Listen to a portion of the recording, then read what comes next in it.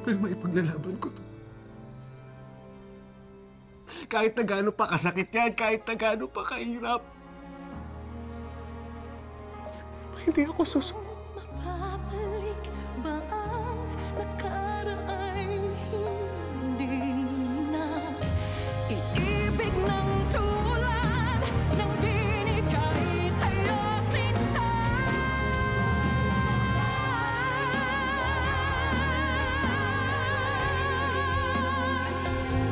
Hindi na ba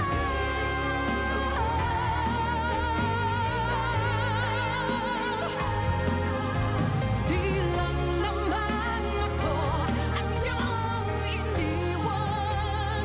Bakit umaasa? Hindi. Hindi. Malito. Malito.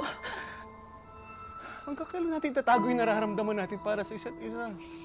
Hindi na tayo parang mga bata pa para magpadala sa emosyon natin. Hindi ka ba natatakot? Ang daming taong maaapektuhan. Pero hindi ko na kayang magsinungaling. Hindi ko na kayang itago yung nararamdaman ko. Halos 2 dekada ako nangulila sa'yo. Dahil sa isang pagkakamali na hanggang ngayon pinagsisisihan ko. Velma, ito na yung tamang panahon. Ito na yung tamang panahon para itama ko lahat. Kaya ipaglalaban ko to. Ilalaban ko yung pagmamahal ko sa'yo. May asawa ka. May pamilya. Oo, kaya nga magpapaanal ako. Sila Jeffrey, sila Andrea, hindi nila ito matatanggap.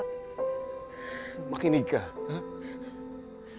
Papatunayan ko sa kanila na ikaw lang. Ikaw lang talaga yung mahal ko.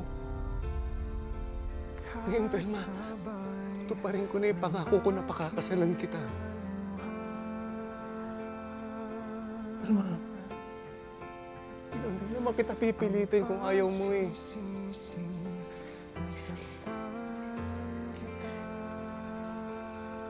Velma, hindi mo na ba ako mahal?